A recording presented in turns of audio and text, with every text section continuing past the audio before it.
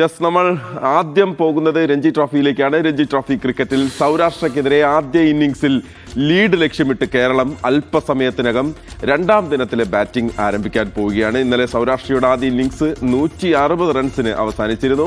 6 wicket വീഴ്ത്തിയ MD നിതീഷാണ് സൗരാഷ്ട്രയുടെ batting നിരയെ തകർത്തത്. നിതീഷിന് പുറമെ ബാബ അപരാജിത് 3-ഉം ഏതൻ ആപ്പിൾ ടോം 1 വിക്കറ്റും വീഴ്ത്തി. മറുപടി ബാറ്റിംഗിന് ഇറങ്ങിയ കേരളം ആദ്യ ദിവസം കളി നിർത്തുമ്പോൾ 2 വിക്കറ്റ് നഷ്ടത്തിൽ 82 റൺസ് എന്ന നിലയിലാണ്. കേരളത്തിനായി രോഹൻ കുന്നുമലും AK ആകർഷും ചേർന്നാണ് ഇന്നിംഗ്സ് തുറന്നത്. ഇരുവരും ചേർന്നുള്ള കൂട്ടുകെട്ട് 61 റൺസാണ് ഓപ്പണിംഗ് കൂട്ടുകെട്ടിൽ പിറന്നത്. രോഹൻ കുന്നുമൽ ഏകദിന ശൈലിയിൽ ബാറ്റ് വീശിയതോടെയാണ് കേരളം അതിവേഗം റൺസ് കണ്ടെത്തിയത്. ആകർഷിന്റെയും സച്ചിൻ ബേബിയുടെയും വിക്കറ്റുകളാണ് കേരളത്തിന് ഇന്നലെ നഷ്ടമായത്. ആകർഷ് 18ഉം സച്ചിൻ ബേബി 1 റൺസും നേടിയാണ് പുറത്തായത്. ഹിതൻ കാംബിയാണ് 2 വിക്കറ്റുകളും നേടിയത്. കളി നിർത്തുമ്പോൾ രോഹൻ കുന്നുമൽ 59ഉം അഹമ്മദ് ഇമ്രാൻ 2 റൺസുമായി ക്രീസിലുണ്ട്. 58 പന്തുകളിൽ 9 4-ഉം 1 സിക്സറും അടക്കമാണ് രോഹൻ 59 റൺസ് നേടിയത്.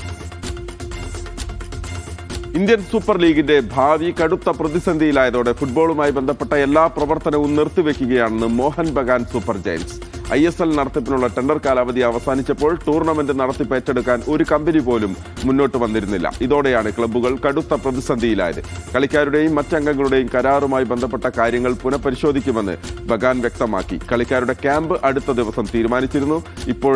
ഇപ്പോൾ അത് അനിശ്ചിതകാലത്തേക്ക് ഒഴിവാക്കി. നിലവിൽ കളിക്കാരുടെ ശമ്പളം തടയില്ലെന്ന് ബഗാൻ മാനേജ്മെന്റ് വ്യക്തമാക്കിയിട്ടുണ്ട്. അതേസമയം സൂപ്പർ കപ്പിന്റെ സെമിയിലെത്തിയ ഈസ്റ്റ് ബംഗാൾ പരിശീലനം തുടരുകയാണ്. പ്രവർത്തനങ്ങൾ നിർത്തിവെക്കാൻ ഉദ്ദേശമില്ലെന്ന് ഈസ്റ്റ് ബംഗാൾ വ്യക്തമാക്കിയിട്ടുണ്ട്. അതിനിടെ ഇന്ത്യൻ ഫുട്ബോളിന്റെ പ്രതിസന്ധിയിൽ BCCI ഇടപെടണമെന്ന് ഈസ്റ്റ് ബംഗാൾ ആവശ്യപ്പെട്ടു. 4 or 5 വർഷത്തേക്ക് സ്പോൺസറാകാൻ BCCI രംഗത്ത് വരണമെന്നാണ് സീനിയർ എക്സിക്യൂട്ടീവ് സമിതി അംഗം ദേബബ്രത സർക്കാർ ആവശ്യപ്പെട്ടത്. അതേസമയം ടെൻഡർ കാലാവധി ഈ മാസം 7-ന് അവസാനിച്ച സാഹചര്യത്തിൽ 11-ന് പുതിയ ടെൻഡർ വിളിക്കാനുള്ള ഒരുക്കത്തിലാണ് AIFF. ജസ്റ്റിസ് നാഗേശ്വര റാവു അധ്യക്ഷനായ സമിതി 2 ദിവസത്തിനുള്ളിൽ ഇത് സംബന്ധിച്ച് യോഗം ചേരും. ഇംഗ്ലീഷ് പ്രീമിയർ ലീഗിൽ മാഞ്ചസ്റ്റർ യുണൈറ്റഡ് ടോട്ടനം മത്സരം സമനിലയിൽ പിരിഞ്ഞു. ഇരു ടീമുകളും 2 ഗോളുകൾ വീതം നേടി. ഇഞ്ചുറി ടൈമിൽ റിച്ചാർലിസൺ ഗോളടിച്ച് ടോട്ടനത്തെ മുന്നിലെത്തിച്ചെങ്കിലും ഇഞ്ചുറി ടൈമിൽ തന്നെ യുണൈറ്റഡിന്റെ മത്തിയ ഡീലൈറ്റ് ഹെഡർ ഗോളിലൂടെ സമനില ഗോൾ തിരിച്ചടിച്ചു. മറ്റൊരു മത്സരത്തിൽ ചെൽസി എതിരില്ലാത്ത 3 ഗോളുകൾക്ക് വോൾവ്സിനെ തോൽപ്പിച്ചു. സണ്ടർലാൻഡ് ആഴ്സണൽ മത്സരം 2 ഗോളുകൾ വീതം നേടി സമനിലയിലായി. ഇന്ന് മാഞ്ചസ്റ്റർ സിറ്റി ലിവർപൂൾ പോരാട്ടമുണ്ട്. രാത്രി 10 മണിക്കാണ് മത്സരം നടക്കുന്നത്. ന്യൂകാസിൽ ബ്രെൻഫോർഡിനെയും നോട്ടിംഗ്ഹാം ഫോറസ്റ്റ് ലീഡ്സ് യുണൈറ്റഡ് മത്സരവും രാത്രി 7:30 നടക്കുന്നത്. ലാലിഗയിൽ ഇന്ന് സൂപ്പർ പോരാട്ടങ്ങളുണ്ട്. റയൽ മാഡ്രിഡ് റയോ വയോക്കാനോ മത്സരം രാത്രി 8:45 നടക്കും. ബാഴ്സലോണ സെൽറ്റ വിഗോ മത്സരം പുലർച്ചെ 1:30. ഗെറ്റാഫെ മയോർക്ക മത്സരം ഇന്ന് രാത്രി 11 മണിക്ക് നടക്കും. ലോകകപ്പിന് ശേഷം ഫുട്ബോൾ ആരാധകർ കാത്തിരിക്കുന്ന പോരാട്ടമാണ് അർജന്റീനയും സ്പെയിനും തമ്മിലുള്ള ഫൈനലിസ്റ്റിമ. യൂറോപ്യൻ ചാമ്പ്യന്മാരും ലാറ്റിൻ അമേരിക്കൻ ചാമ്പ്യന്മാരും തമ്മിൽ ഏറ്റുമുട്ടുന്നത് കാണാനുള്ള ആരാധകരുടെ കാത്തിരിപ്പിന് വിരാമമാകുകയാണ്. 2026 മാർച്ച് 27-ന് ഫൈനലിസ്റ്റിമ നടത്താനാണ് ഇപ്പോഴത്തെ ഫിഫയുടെ തീരുമാനം. ലയണൽ മെസ്സിയും സംഘവും ലോകകപ്പ് ഉയർത്തിയ ലുസൈൽ സ്റ്റേഡിയത്തിൽ വെച്ച് തന്നെയാണ് പോരാട്ടം നടക്കുക. ലോകകപ്പിന് മുന്നോടിയായി ഫുട്ബോൾ ലോകം കാണാൻ പോകുന്ന വമ്പൻ പോരാട്ടമാണ് ഫൈനലിസ്റ്റിമ എന്ന് പറയുന്നത്. മെസ്സിയും യമാലും തമ്മിൽ മത്സരം കാണാനുള്ള ആകാംക്ഷയിലാണ് ഫുട്ബോൾ ലോകം ഉള്ളത്. ചെസ് ലോകകപ്പിന്റെ 3-ാം റൗണ്ടിൽ പരാജയപ്പെട്ട് ഇന്ത്യയുടെ ലോക ചാമ്പ്യൻ D ഗുകേഷ് പുറത്തായി. ജർമ്മനിയുടെ ഫെഡറിക് എസ്വനെയാണ് ഗുകേഷിനെ വീഴ്ത്തിയത്. ആദ്യ കളിയിൽ സമനില നേടിയ ഗുകേഷ് 2ാമത്തെ ഗെയിമിൽ 55 നീക്കത്തിനൊടുവിലാണ് അടിയറവ് പറഞ്ഞത്. പ്രജ്ഞാനന്ദ, പ്രണവ്, V ഹരികൃഷ്ണ, അർജുൻ എരഗേസി എന്നീ ഇന്ത്യൻ താരങ്ങൾ 4-ാം റൗണ്ടിലേക്ക് മുന്നേറി. മലയാളി താരം SL നാരായണൻ, കാർത്തിക് വെങ്കട്ടരമണൻ, വിദിത് ഗുജറാത്തി എന്നിവർ സമനില നേടി. മൂവരും ഇന്ന് ടൈ ബ്രേക്കറിൽ ഇറങ്ങുന്നുണ്ട്.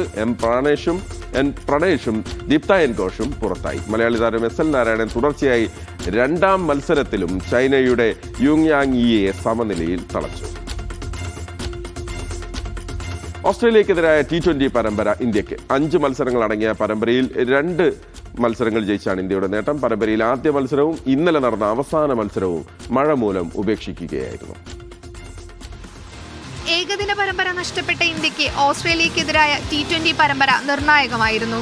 ആദ്യ മത്സരം തന്നെ മഴ മൂലം ഉപേക്ഷിച്ചു. പ്രതീക്ഷയോടെ ഇറങ്ങിയ മെൽബണിലെ 2ാം മത്സരത്തിൽ 4 വിക്കറ്റിന് ഓസ്ട്രേലിയക്ക് തകർപ്പൻ ജയം. മലയാളി താരം സഞ്ജു സാംസൺ 2ാം മത്സരത്തിൽ അവസരം ലഭിച്ചെങ്കിലും 2 റൺസിന് പുറത്തായി. ബാറ്റിംഗിലെയും ബോളിംഗിലെയും മികവുകൊണ്ട് പിന്നീടുള്ള 2 മത്സരങ്ങളിലും ജയം ഇന്ത്യക്ക് തന്നെ. അവസാന മത്സരത്തിൽ ടോസ് നഷ്ടമായി ബാറ്റിംഗിനിറങ്ങിയ ഇന്ത്യ 4.5 ഓവറിൽ വിക്കറ്റ് നഷ്ടമില്ലാതെ 52 റൺസ് എടുത്തു. അതിനിടെയാണ് മഴ മൂലം മത്സരം നിർത്തിവെച്ചത്. കനത്ത മഴ തുടർന്നതിനാൽ പുനരാരംഭിക്കാനായില്ല. ഇതോടെ മത്സരം ഫലമില്ലാതെ ഉപേക്ഷിക്കുകയായിരുന്നു. പരമ്പര 2-1 ഇന്ത്യക്ക് സ്വന്തം. ഇന്ത്യയുടെ അഭിഷേക് ശർമ്മയാണ് പരമ്പരയിലെ താരം. ഓസ്ട്രേലിയക്കെതിരെ ഇന്ത്യയുടെ തുടർച്ചയായ 3ാം T20 പരമ്പര ജയമാണിത്. Sports desk, media 1.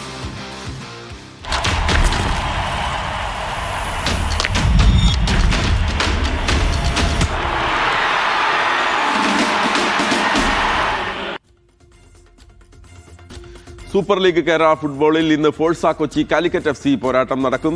Kochi Maharajas college ഗ്രൗണ്ടിൽ രാത്രി 7:30-ക്കാണ് മത്സരം. കളിച്ച 5 മത്സരവും പരാജയപ്പെട്ട കൊച്ചിക്ക് ഇനി അങ്ങോട്ടുള്ള മത്സരങ്ങൾ നിർണായകമാണ്. 5 മത്സരങ്ങളിൽ 2 ജയവും 2 സമനിലയും 1 പരാജയവുമുള്ള കോഴിക്കോട് പോയിന്റ് പട്ടികയിൽ നിലവിൽ 4ാം സ്ഥാനത്താണ്.